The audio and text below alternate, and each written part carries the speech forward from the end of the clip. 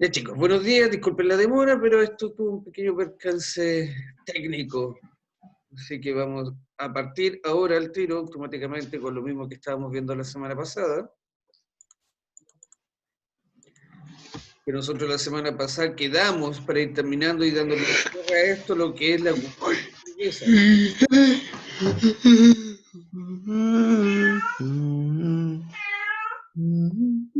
Vamos a lo que es la cultura burguesa.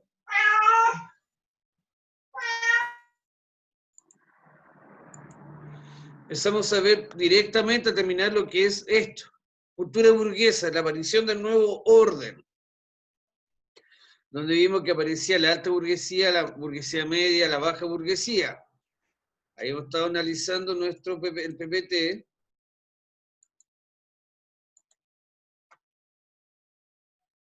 donde vimos directamente que la burguesía se cimentó y se posicionó en todos los mismos lugares que estaba antes, ocupaba en la Edad Media, esta nueva, es la clase social antigua, o sea, el rey con todo su séquito hacia abajo, y la clase social nueva que apareció, que fue la alta de la burguesía, fue en el tema de que ellos querían ocupar este lugar, esta pirámide de acá, querían ostentar esta pirámide, querían ostentar este poder, ellos querían eliminar al rey para poder ellos mandar, ellos ocupar principalmente este concepto de liberalismo económico. Ya vimos que esta nueva burguesía ostentaba mucho su poder, le daba valor a muchas cosas, principalmente al trabajo, pero ellos eran en el trabajo porque de ahí venía, se generaba todo su poder económico, sus intereses. La diferencia más o menos entre la alta burguesía, la media y la pequeña. La alta, obviamente, los grandes industriales, la burguesía media eran los nuevos, o más bien dicho, los trabajadores especializados que estaban apareciendo en esta época, casi todos los que venían saliendo de la universidad, y la pequeña burguesía eran todos estos comerciantes de barrio o pequeños artesanos. El rol de la burguesía en sí partió en el tema de que ellos querían controlar directamente la economía, no querían que el Estado interviniera en este proceso económico y obviamente también se metieron en el contexto de lo que es la burguesía en la política porque se dieron cuenta que ahí estaba el poder. De ahí emana el poder, de ahí emana el hecho de que ellos propiciaron y auspiciaron mucho este liberalismo republicano en sí de partir con el tema de estas nuevas revoluciones, sacar al antiguo régimen y poner algo nuevo. Vimos las imágenes de la ostentación, de cómo era el lujo que tenía esta burguesía, que a veces fue un poco más exagerado que la misma nobleza anterior. Nos habíamos quedado acá, que obviamente aparece esta burguesía nueva, aparece esta nueva clase social, pero también aparece otra clase social, o más bien dicho, la clase social anterior se sigue manteniendo, que es la clase trabajadora. Como dice acá, el proceso no fue igual para todos. Los lujos, los viajes, las fiestas, todo lo que vivía anteriormente era solamente para un cierto sector de la sociedad. Pero para todos los trabajadores, para toda la gente que levantó este nuevo sistema de vida, no era lo mismo. No ganaban exactamente lo mismo. Por eso esto ya lo vamos a ver después con la revolución industrial de lleno, la clase trabajadora quedó bien desprotegida. Quedó muy, muy, muy desprotegida en el sentido de que, imagínense, empezaban a trabajar desde los 5 o 6 años ya los niños en la fábrica. Trabajaban 16 horas diarias, les pagaban una miseria de dinero, era casi una nueva esclavitud. Era casi una nueva esclavitud lo que estaba sucediendo ahora hoy en día. Esto lo vamos a ver después, ya terminamos con la cultura burguesa, ya queda más o menos claro de qué se trataba esto. Y ahora lo que nos queda es ver directamente lo que continúa, terminando la clase burguesa. Vimos, recuerden que hay gente que me debe la actividad esta, que no ha llegado. Y vamos a avanzar con el surgimiento de los estados nacionales.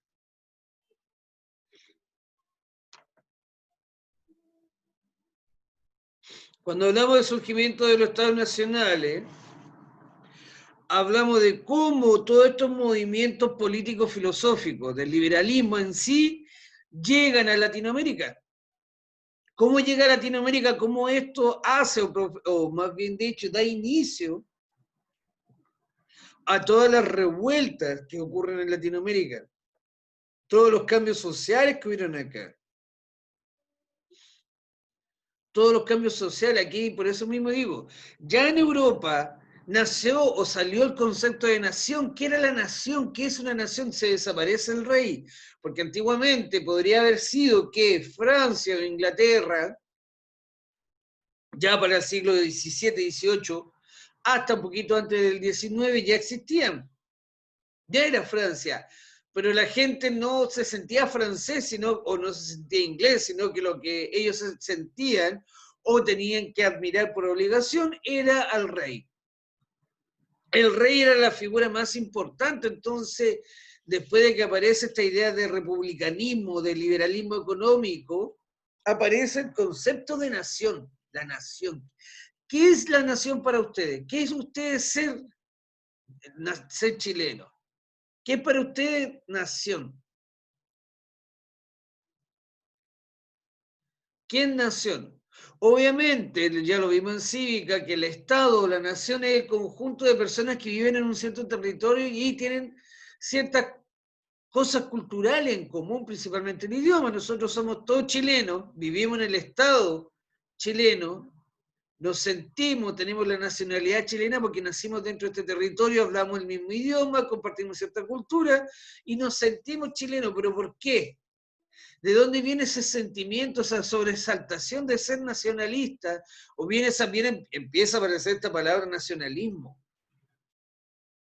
Por eso le digo, ¿de dónde viene este concepto? Obviamente viene desde lo que la Revolución Francesa derroca al rey Felipe y parte acabando con el antiguo régimen del absolutismo y empieza un nuevo orden. Pero este nuevo orden empieza a ensalzar, empieza a levantar el tema del nacionalismo. Nacionalismo, sí.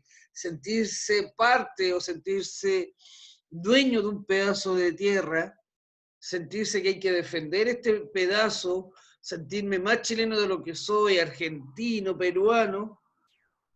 Recuerden que todo eso está en Europa y después viaja con el tiempo y cae a lo que es Latinoamérica. Vamos a ver una cosa acá que les tengo. Me tienen que avisar si se ven bien para ir entendiendo de qué se trata este sistema.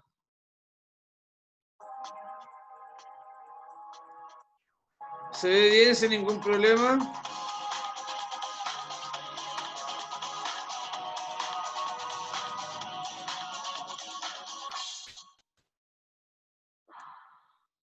Hola, mi nombre es Roberto Carlos Monge Durán, profesor de Estudios Sociales. Vengo a hablarles sobre el origen de los estados nacionales. Conocer el origen del estado nacional le permite comprender su papel dentro de la sociedad civil. Y con ello, usted podrá aportar y transformar la realidad del estado nacional al que pertenece. Bueno, en nuestro caso, Costa Rica. Y es acerca de esto, de una transformación iniciada hace más de 700 años, entre el siglo XIII y el siglo XVIII, de lo que les vengo a hablar. En esta época, en Europa Occidental, surgen los primeros indicios del Estado Nacional, debido a la crisis del orden político feudal.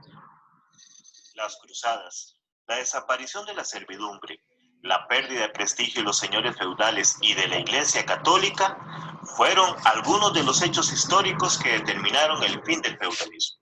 Estos hechos dieron espacio al desarrollo del sentimiento nacional y a la búsqueda de un poder central propiciado por los reyes. We are, by the sufferance of God, King of England, and the kings of England in times must never have any superior but God. Este monarca impuso la creación de la Comunión Anglicana, poniendo a la Iglesia de Inglaterra fuera de la autoridad del Papa. Así, inició un periodo de conflicto religioso que terminó convirtiendo a los católicos ingleses en una minoría discriminada. Sin duda, Enrique VIII fue uno de los personajes en la transformación del sistema político de Inglaterra. y de los inicios de lo que hoy llamamos la nación inglesa. Ahora bien, los casos más significativos para conocer el origen del Estado Nacional son Inglaterra, Francia y España. El primer caso del que hablaremos es Inglaterra. La unidad nacional de este país se rige a partir de dos instituciones claves, la monarquía y el parlamento. El proceso inglés fue determinado y se consolidó luego de dos largas guerras. La primera, la Guerra de los 100 Años, corresponde al periodo comprendido entre 1337 y 1453, en que se produjeron varias guerras que enfrentaron a diferentes generaciones de ingleses y franceses. La segunda, la Guerra de las Dos Rosas, fue una serie de guerras civiles. Tienen que considerar, chiquillos, que Europa, si lo miramos de esta manera, ha estado en guerra casi eternamente. Está la guerra de los 5 años, 30, de los 60, después de los 100 años, después la guerra de los Rosas, después viene la guerra de los Estados Nacionales, después viene la Primera Guerra Mundial, Segunda Guerra Mundial. Y recién ahora están logrando tener un sistema más o menos relativamente pacífico y ordenado. Y hay que empezar de que todas estas guerras han tenido una base religiosa o la excusa de una base religiosa. Del hecho de querer ver quién manda o quién ordena todo este sistema. La Iglesia Católica o una nueva iglesia o simplemente un Estado laico. Civiles que afectaron a Inglaterra entre 1455 y 1485 y que se caracterizó por la lucha encarnizada entre las casas de Lancaster y York por el trono inglés. Estas guerras arruinaron política y económicamente a la nobleza inglesa. Dejaron un espacio que fue aprovechado por el rey, por medio del cual se impulsa el reconocimiento del derecho común, así como el comercio y la industria, que favorecía directamente a la burguesía. Francia, el segundo caso, tiene el origen de su Estado Nacional vinculado a la figura de un rey poderoso y absoluto. La lucha contra los ingleses durante la llamada Guerra de los 100 Años fortaleció en Francia el poder monárquico que estableció las bases de un Estado absolutista, donde los reyes eran considerados gobernantes por derecho divino.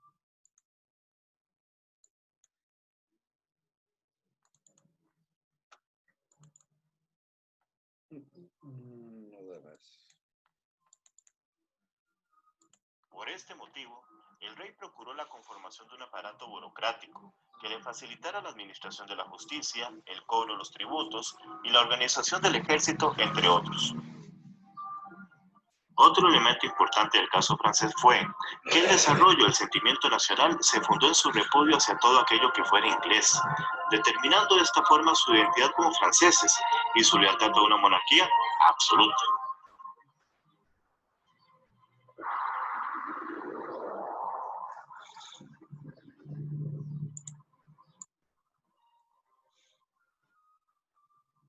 Como hemos visto, en cada uno de los casos, la figura del rey fue indispensable. De hecho, con España, nuestro tercer ejemplo, el origen de su Estado Nacional se da gracias a la unión de los reinos de Castilla y Aragón, a través del matrimonio de sus príncipes, evento que permitió, entre otras cosas, la culminación de las guerras de Reconquista, la unión nacional y la consecución de un objetivo en común, la expulsión de los judíos en 1492 y la conversión forzosa de los musulmanes a partir del año 1502.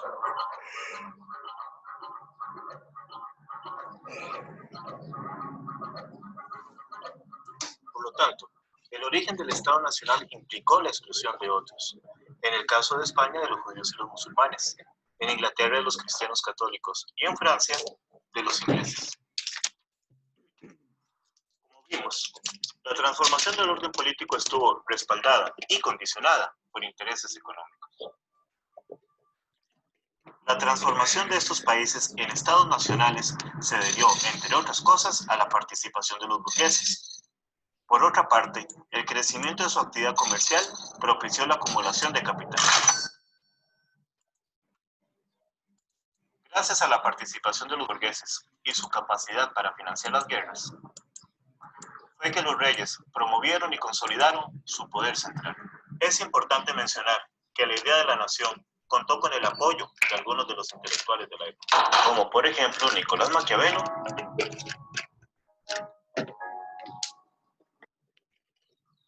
y Jean Baudin. Estos defendían la idea de un Estado con gobierno fuerte. Sin embargo, en Europa, no todos los países embarcaron con facilidad en la aventura de establecer una nación. Podemos citar a Italia y Alemania, donde estos países carecían de un poder central sólido, sufrían la constante intervención de potencias extranjeras, lo cual era reflejo de su debilidad.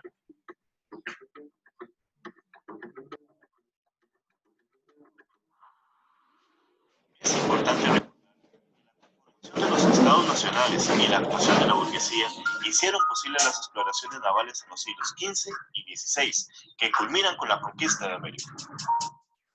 Como en los siglos posteriores, se siguió dando forma al concepto de Estado Nacional, hasta que en el siglo XVIII, con la Ilustración, y gracias a pensadores como Rousseau, Montesquieu, Diderot, Voltaire, Smith, Ricardo, Malthus, Locke y Hobbes, se desarrolla la teoría del Estado, que identifica los componentes mínimos del Estado Nacional, que son unidad de territorio,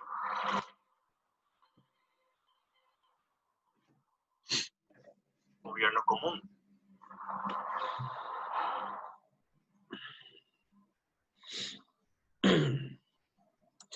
Todo este concepto nuevo, chicos, tienen que entender, gobierno común, poder judicial, poder legislativo, poder ejecutivo, llegó a Chile, o más bien dicho, llegó a toda Latinoamérica, no al tiro, tienen que considerar que igual se demoró en viajar todo este concepto de nuevo filosófico del liberalismo, pero llegó, y este concepto de liberalismo produjo en Latinoamérica el hecho de que la gente empezara.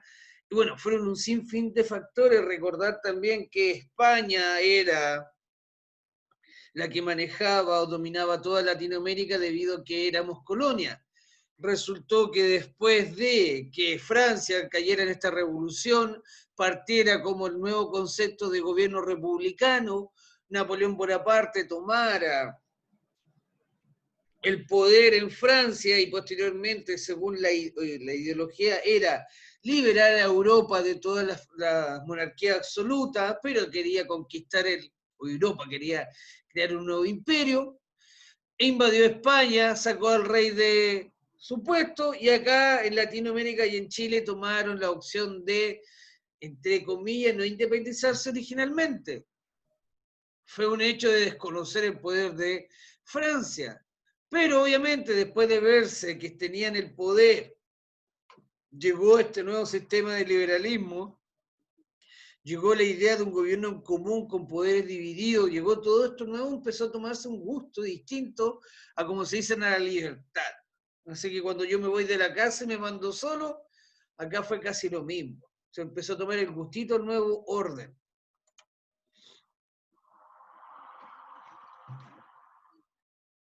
idioma. En Costa Rica, constitucionalmente, el idioma español es el oficial, aunque en nuestro territorio también se hablan otras lenguas.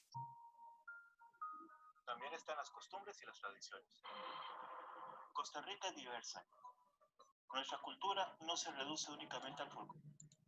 Cuando hablamos de eso, principalmente lo que queríamos ver era el tema de cómo, obviamente, lo más básico es desde dónde viene este concepto de Estado-Nación, quiénes son los que partieron, que ya lo hemos estado viendo, que los principales Francia, España e Inglaterra, cada uno tomó un liberalismo diferente.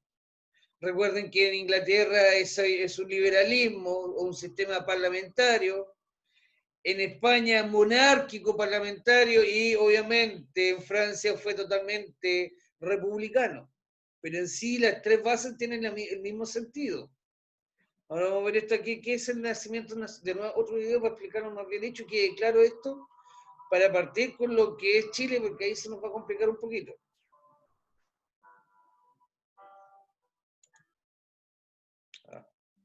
Perdón, chicos.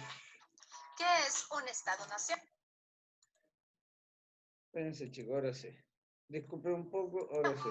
Cuando escuchamos los noticieros o analizamos textos que tienen que ver con las relaciones internacionales, muy a menudo escuchamos el término Estado y el término nación. Estos términos se confunden o se les da un significado erróneo, pues bien, por esta razón hemos creado este video. Un Estado-nación es aquel que cumple con 3 requisitos esenciales, los cuales son 1. Territorio, 2. Población y 3. Gobierno. Territorio es la delimitación geográfica en la cual se encuentra asentada la población, incluyendo tierra, espacio marítimo y espacio aéreo. Población es el grupo de personas que viven en un área o espacio geográfico. Gobierno es la autoridad que dirige, controla y administra sus instituciones, la cual consiste en la conducción política general o ejercicio del poder ejecutivo del Estado. Recuerda, es necesario que estos 3 elementos, territorio, población y gobierno, estén presentes para que exista un Estado-nación. Si falta alguno, no es un Estado-nación. El término Estado-nación nació después del feudalismo. El feudalismo básicamente se centralizaba en una persona, el feudal, y todas las demás personas le debían respeto e impuestos a esta persona. Pero como podrás suponer, eso no le gustaba a mucha gente. Por eso, alrededor del año 1648, después de la guerra denominada la Guerra de los 30 Años, se llevó a cabo el Tratado de Westfalia, donde nació el término Estado-nación. Muchos creen que con la globalización este concepto cambiará, pero actualmente es el sistema donde nos encontramos tú y yo. Esperamos que esta explicación te haya ayudado un poquito a entender el Estado-nación. Ya, chiquillos, más o menos ya yo creo que lo hemos visto en Cívica, lo hemos visto acá. Ya hemos analizado bastante el tema de lo que es Estado-nación, de cómo se conforma esta nación, de cómo se va creando, entre comillas, el nuevo concepto, derrocando y sacando a lo que es el feudalismo, sacando al Estado monárquico de lleno. Aparece, por eso le digo, esto fue todo en Europa. Acá nombraron la guerra de los 30 años, la otra vimos la guerra de los 100 años. Entonces, por eso les digo, o sea, Europa en general estuvo toda su vida en guerra hasta que lograron armar el sistema de un Estado-nación, hasta que lograron armar el tema de cómo armar un país, cómo darle sentimiento, cómo darle algún sentido a esta nación. Entonces, por eso mismo ahora lo que estábamos viendo acá, eso lo vemos al tiro.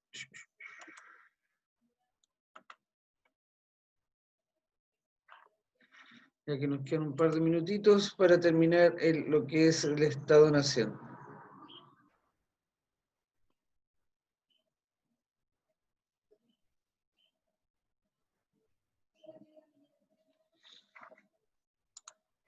¿Dónde estamos acá?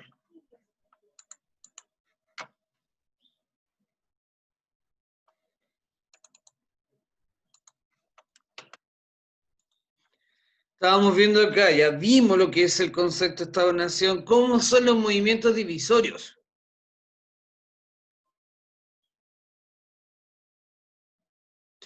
Obviamente, acá en Europa este movimiento, que donde partió no se dio tan fácil, no fue tan fácil el sistema de decir así, ya vamos a derrocar el antiguo régimen y todo se acaba, no. Hubieron muchas guerras, hubo muchos problemas. Acá empiezan a aparecer estos nuevos surgimientos de nacionalismo. O sea, estamos hablando en el siglo casi XVIII, XIX, donde posteriormente, ya sería para el próximo, bueno, alcanzamos a ver a fin de año, acá viene el inicio de este principio de nacionalismo exacerbado también, donde son las bases de lo que es posiblemente después de la Primera Guerra Mundial, las bases del nacionalsocialismo, las bases del comunismo. Acá empieza a crearse todo este sistema de nación, cuando ya se conforman y se unifican este Estado, empiezan a aparecer estos movimientos exacerbados de nacionalismo donde aparece la superioridad de raza, donde un país se siente superior al otro, donde todos empiezan a andar de forma manera, o sea, empiezan a conformar de una manera distinta un sentimiento de unificación. Lo mismo que se planteaba que hoy en día la globalización puede eliminar estos sistemas nacionales o puede eliminar la frontera, pero es muy difícil que elimine el sentimiento que las personas han adquirido durante tanto tiempo.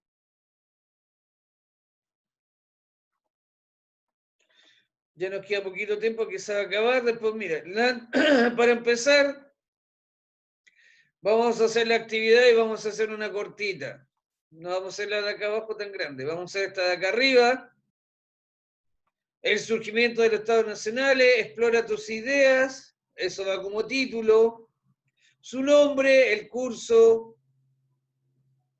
y solamente responder estas dos preguntas de acá.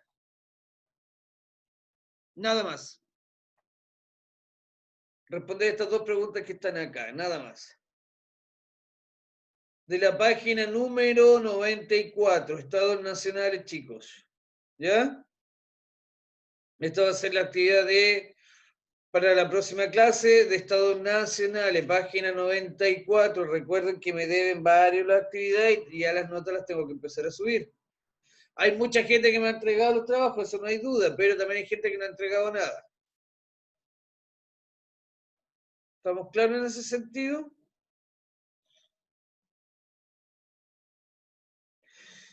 Ya, por lo mismo, antes que total, perdón, nos queda un poco de tiempo para seguir explicando más bien lo que es el Estado Nacional.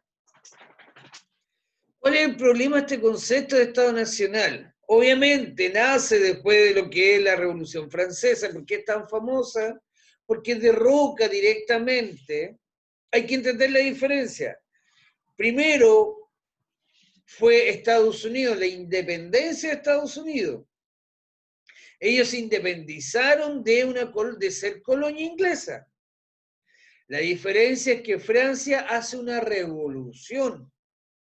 Es lo mismo que le explicaba el otro día, la diferencia entre plebiscito y votación electoral. En el plebiscito yo solamente tengo dos opciones, un sí o un no, apruebo y rechazo. Cuando se le llama, y el plebiscito lo puede llamar cualquier persona natural que esté dentro de un cargo. Un presidente de curso, si queremos decidir por algún tema, un presidente de junta de vecinos, de un club, alcalde, concejal, se le llama al pueblo a decidir qué es lo mejor o no, si aprueba o rechaza la idea que se está planteando. Y la votación electoral son dos cosas distintas. En la votación electoral, yo ahí, cuando me llaman a una votación electoral, es porque tengo más opciones, tengo más de una. Por eso voy a ir a votar por quién voto. Y cuando hablamos de revolución o independencia, es totalmente distinto. La independencia, yo me independizo de alguien, me quito a alguien de encima, corto los lazos con alguien. Y la revolución es cuando yo revuelvo todo el poder establecido, todo lo que está establecido se revoluciona, se elimina y se parte de cero. Es muy delgadita la diferencia entre una cosa y la otra, pero es. Por eso le digo, siempre se dice que la independencia de Estados Unidos fue primero, pero la Revolución Francesa fue la que marcó el inicio de los estados democráticos sobre el concepto de Estado-Nación. Hay que recordar que la Revolución Francesa partió y demoró un par de años para poder cimentar el poder. Recuerden que después volvió Napoleón, creó una dictadura, después volvió nuevamente los reyes y después nuevamente hubo otra revolución. Es lo mismo que acá en Chile. Hubieron 3 procesos para lograr la independencia total.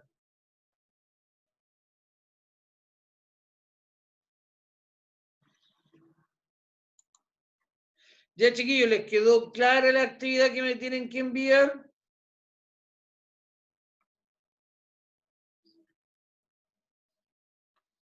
Antes que se nos corte el tiempo, les vuelvo a reiterar, hay gente que me debe la actividad y va con nota.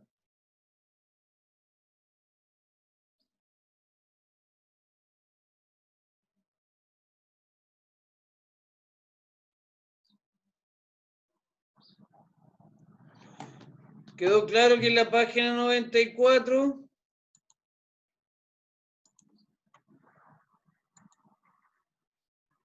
¿Quedó claro que es esta página la que tenemos que hacer la actividad? El surgimiento de los estados nacionales, página 94, son dos preguntas bastante sencillas de este texto, nada más.